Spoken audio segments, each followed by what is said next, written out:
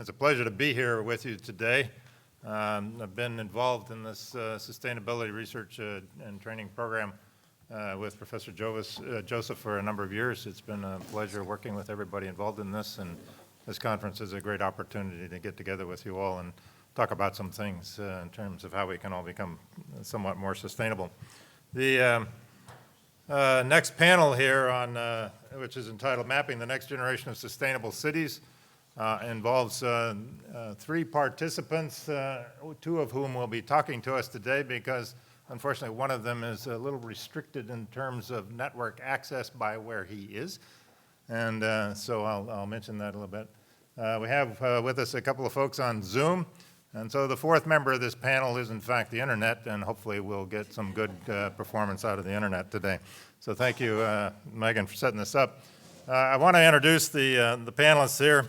And I'll introduce the first one, even though he's in Oman and is restricted from access to this conference. And then I'll get to the other two here shortly. But you've heard a little bit about this individual, Faris Saeed. And Faris is the CEO and co-founder of Diamond Developers, which is a Dubai-based sustainable real estate development company. And as CEO, Faris has been a visionary in the development of sustainable communities and really the driving force behind the sustainable city in Dubai. He's a civil engineer by training. You may note on the program that sometimes I get listed as the chair of civil engineering here at UC Davis, and so I'm not. I'm the chair of biological and agricultural engineering, and Amit Gandhi, who is the chair of civil, you can talk to him about the civil engineering issues. Faris moved into development in 1999 and has since completed a number of residential and commercial projects throughout the region. He was involved with the 6 towers in the Dubai Marina, and he built more than 150 homes in the Jumeirah village circle there in Dubai.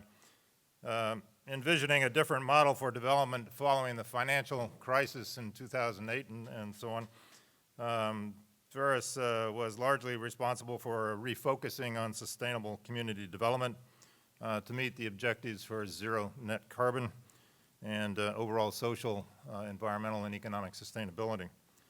He's been a supporter of the educational research programs here at UC Davis, as you heard from Professor Joseph, and also from our Vice Chancellor here. And through Diamond Developers, he sponsored the Sustainability Research and Training Program, and which is in part brings us here today. And it is a pleasure to have him join us in Oman, even though he is not visible to us. All right. So anyway, thanks to Faris. Our next panelist is Karim Al-Jasir, who is on the screen in front of you here. Hi, Karim. How are you? Yeah, I hope you can hear us okay. Very good. Very good. All right, so Karim is Executive Director of the Sea Institute, based at the Sustainable City in Dubai, and is responsible for innovation, training, partnerships, sustainability, dashboarding, and publications, among other things. His background combines resource management, climate change, and urban development. Karim graduated from the American University of Beirut with a BS in agriculture and an MS in environmental sciences, and completed studies in business sustainability management from the University of Cambridge at the Institute for Sustainability Leadership. He manages a global platform for advancing knowledge and sustainability in the built environment and has been an insightful contributor to the SRTP and instrumental in development of this forum. We are also grateful for your attendance here today, Karim. Thank you. Yeah. And I'm sorry I couldn't be with you physically there. Yeah. Well, you're in Davos, if I understand that properly. Is that correct? That is correct, yes. Okay. So a little bit of snow there, perhaps? Yes. There is, but we're actually spreading the word, Yeah. spreading the concept, the sustainable city. Yeah. Great. Okay, and then I'll just introduce Tim before we come back to you, Karim, if that's all right. Yes. Yeah. All right, let me introduce then the third panelist here, who is Tim Rogans. Rogmans, he's associate professor at the Zayed University in Dubai, and a faculty member in the College of Business there. He's program director for the Masters in International Business and teaches in the areas of strategy, management, and economics in the undergraduate masters and executive education programs there.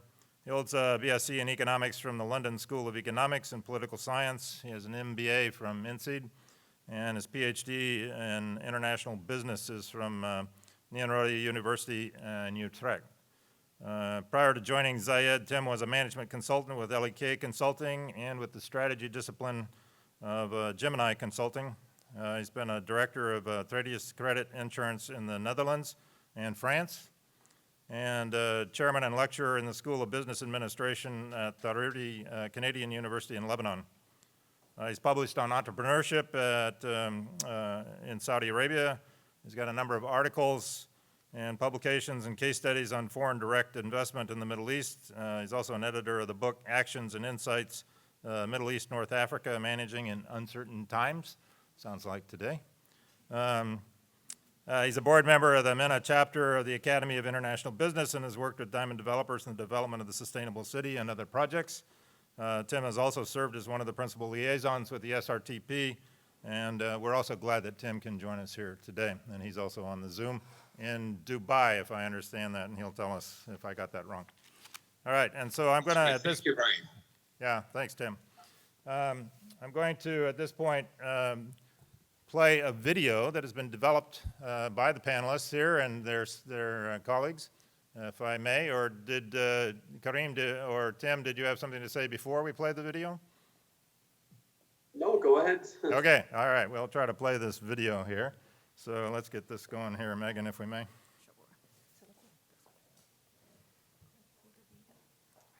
So it should be open right down here. And as you can drag it across to extend. The other way. There you go. Blow it up to full screen. You want me to hit play?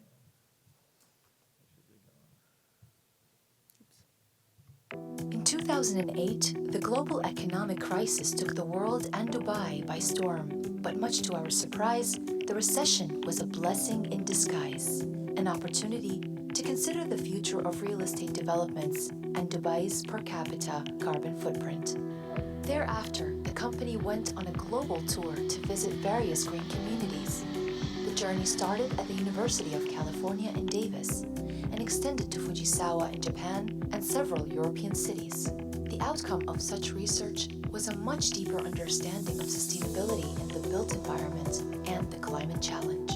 The company combined all the gathered knowledge to produce a new DNA for sustainability in the urban environment. The aim was to build a sustainable community that is socially inclusive, environmentally responsible, and economically feasible. In March 2014, the Chancellor, senior administrators, and professors from UC Davis visited Dubai to sign a 5-year sustainability research and training program and witness the construction phase of the sustainable city, and therefore an interdisciplinary and international effort bridging academia and industry had started. A 46-hectare residential and mixed-use development located in Dubai that focuses on fostering social, environmental, and economic sustainability was completed in 2017. For 3 years, the Sustainable City was voted the Gulf's happiest community, demonstrating again and again how to live a healthy lifestyle in harmony with nature. The city's solar panels produce about 10 megawatts per hour of renewable energy per year, offsetting 90% of electricity consumption in the public domain and 40% in the villas, and thereby avoiding 4,500 tons of carbon dioxide equivalent per year. The energy use intensity of the villas is approximately 95 kilowatts per hour per meter square per year, which is a fraction of the average intensity in Dubai. The occupancy rate in the sustainable city has remained stable at over 90%, which is equivalent to approximately 3,000 residents plus daytime visitors. A remarkable achievement during a time when the Dubai property sector is showing signs of oversupply. Many programs have been launched throughout the sustainable city that are focused on contributing to social, environmental, and economic sustainability. Many initiatives have been implemented, such as Fair Green International School, Bidayat Business Incubator, the Mindspace, the Sustainable City Equestrian Club, and the world's first and largest assisted living, learning, and rehabilitation center for children and adults of determination, Sanad Village. Initiatives such as these inspire sustainability through education, critical learning, and skill development. They also inspire our residents and the wider region how to live a more sustainable lifestyle. Building on the success of the sustainable city, Diamond developers launched the SEE Institute to promote research and development in sustainability and the built environment. The Sustainable City has become a showcase project to demonstrate that sustainable living does not need to be more expensive, less profitable, or less comfortable than conventional lifestyles. Subsequently, many entities have approached Diamond developers to explore the feasibility of replicating the city regionally and globally.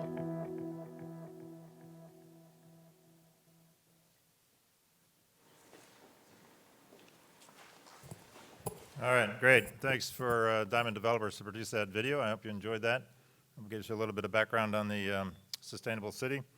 I'm going to open it up for Kareem and Tim to give us some more information in association with this, and I'm going to ask actually a couple of questions of them, if I may, and see if they can answer it. But I'll ask Kareem or Tim first. Did you want to say anything just to begin with in an introduction? I'm noticing, this is Kareem, I'm noticing Tim is on mute, so I'm just pointing that out for Tim. There you go, Tim. Okay. First of all, Bryan and Suad Joseph, thank you very much for putting this event together. It's been many months in the making, and we are both sorry that we cannot physically be there. Actually, all three of us, we're split in different countries. But perhaps that's a good sign, because the sustainable city as a concept is solicited. There is demand for it, and so we're trying to promote it as much as possible. And we have, from the very beginning, and that was Faris's approach, we have very much followed an open book kind of policy, and everything we've done is open to the world, and we wish to share it. We don't keep anything to ourselves. That's the whole purpose, I think, of this collaboration as well with UC Davis, which Faris and Tim initiated more than 5 years ago. So again, thank you for this opportunity. I will be, I'll be watching a couple of hours today because of the time difference. For Tim, it's a little bit more difficult. Tim, do you want to add anything? Well, just also that on behalf of all of us, but me personally, I feel sorry that I'm not able to be with you. I worked for around 5 years very closely with Suad and Bryan, and also with other people who are present today. So it would have been great to see you, but I just hope that this is like a step only in the longer collaboration, and that we'll continue to work together. All right, great. Thanks very much, both of you. Maybe you could tell us a little bit more, maybe this is more for Kareem, but perhaps for both of you, more about what lessons you've really learned from the sustainable city that are facilitating any further development on your part. I think lesson number one is that we continue to learn. So we have obviously a short list or a long list of lessons, but by no means did we learn everything yet. And I think, your contribution, your visits also raise questions and challenge us and challenge the design. And that's only welcome. I would like to highlight a few tangible, measurable lessons which will hopefully go in our books and have started to influence and will influence future sustainable cities by Diamond developers. And perhaps I will start with one which is cross-cutting, and then I will contribute a few lessons or share a few lessons in social, environmental, and economic sustainability as well, related to what we've done, of course. So the one that's cross-cutting, and again, that's something Tim worked on a lot, was and continues to be a challenge, which is how do we benchmark a sustainable city? And again, which standard do we want to design it? Back in 2012, as you saw in the video, when we started traveling and then visiting UC Davis in 2013, and then other communities as well, obviously we got to know and familiarize ourselves with the LEED system and then the BREEAM system and other systems. And only in the past 3 years or so, we've seen similar rating systems in the UAE as well. And there seems to be a lot of, it's a very congested field, right? There are so many rating systems out there. And after some research, conversations, we concluded back then that no rating system is perfect for many reasons. One of them, they can be too commercial. Another reason is they are not adapted to the local context. So what may work in the US may not work in the UAE, etc. And so we did not, and people continue to ask us today, so are you LEED certified? Who certifies the sustainable city? And the answer is, so far nobody has. However, we do have about 50 industry awards, which is a testament to the performance of the city. But we don't have that beautiful or perfect rating system against which we can rate the performance of the sustainable city. So we are in discussions, and so this, I'm just putting this out. We are in discussions with many entities, including UC Davis, on perhaps developing something which is simpler, which is less commercial, which can be customized, and which would be more sensitive to differences that are based on geography and culture around the world. So that's, I'm just putting this out there because this was a big conversation for us. And so the lesson is, you know, we have to look around, and perhaps the existing rating systems are not perfect. I do recognize, however, that LEED and others have come a long way in the past 5 years. So now we talk about LEED, zero carbon, etc. So I think the narrative has evolved, but primarily they all fall short of achieving anything which is close to the Paris Agreement, all of them. So we really have to raise the bar much more than those existing ratings. Tim, do you want to add something to that? Because then I'll mention some other lessons. Well, very briefly, I agree. And indeed, I think what we learned that for us, and maybe generally, the best organizing mechanism around which to base a sustainability rating is CO2 emissions. I think our best answer when people ask us, you know, how do we know that the sustainable city is sustainable? I think our best answer is the CO2 emissions inventory. And maybe 3, 4, 5 years ago, it wasn't that clear that that would be, for us, a useful way to have a standard. Yeah. So building on that, and again. And Kareem, just to interrupt there, we have about 1 minute left for this part of the presentation, then we'll go to general questions from the floor. All right. If that's Can okay. I continue? Brian? Yes, can you hear us? Yeah, yes, I can. Yeah. So I wanted to say that 5 years ago, we didn't really understand carbon footprint, but today we do a greenhouse gas inventory, as Tim mentioned, and that's published. And we hope to inspire other communities to do the same as well, so that this goes towards carbon disclosure.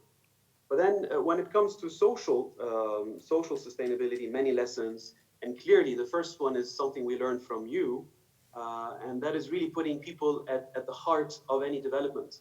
It has to be people-centric. Yes, we want to take care of the planet. Yes, we want to reduce our emissions, but we have to think about the people, their wellness and their happiness. And that requires a lot of engagement. It's hard work. I don't think it's easy. It's hard work to engage people, and it's even harder to educate people. So yes, we have many early adopters and innovators who have moved into the sustainable city, but the majority still needs education for behavior change. So that's ongoing, and you know, 2 of your students are actually working in that field as well, including Nermin, who's sitting somewhere in the audience. I saw her. Environmentally, We're pointing in or out here. You know, environmentally, we have many technical lessons. I will focus on 2. One is related to managing water. So I don't think we have done the best job yet managing gray water. So we had a gray water system installed in the city. In hindsight, this was perhaps not the best approach. It is not easy to maintain a community scale gray water system. And we also have an open water environment, you know, where treated sewage effluent is stored in an open lake and it flows. And that's been very difficult to operate in such a hot climate. And on the solar front, yes, we're doing very well in terms of renewable energy, etc. However, we really have to, when we aim for zero energy, it's important to consider the timeline. you're not zero energy from day one, and it has to do with regulation. Unfortunately, we deployed most of the PVs early on, and many of them have been idle for 2 years, pending connection agreements, etc., with the utility. So it's important to understand how to deploy renewable energy in accordance with a regulated timeline. And lastly, on economics, I would say that there were many skeptics, and there continues to be many skeptics around the world when we talk about sustainability. It doesn't work. But I think we have to show the numbers, and then we also have to sell the talk. And I think we learned the hard way that when you sell the sustainable city and future sustainable cities, it's not about bedrooms and it's not about houses, but it's about the lifestyle. And so how do you make a sales team understand that we're selling lifestyle, we're not selling just bricks and mortar? And so it's a completely paradigm shift, and it's been a steep learning curve for us, and most enjoyable at the same time. Lastly, I will say we have no time to lose. I think we can talk all we want about sustainability and sustainable communities, but we have to build them today. And there are thousands of new cities being built around the world, small cities, communities, and neighborhoods, and all of them have to follow a more sustainable pathway. All right, great. Thanks for those comments. What we're going to do now is take about 3 minutes or maybe five, for questions from the floor. So does anybody have a question? Harrison. And we have a microphone here. So my Do you question. want to introduce yourself, Harrison? Yeah, Harrison Fraker from Berkeley. I spoke initially as the keynote. So I'm really interested. Is your system a isolated microgrid for the city? And if so, do you have storage built in? And how are you connected to the utility? Is this an annual accounting system where you're hooked to the utility and you're not separate? Okay. Yeah, so I'd be happy to share with you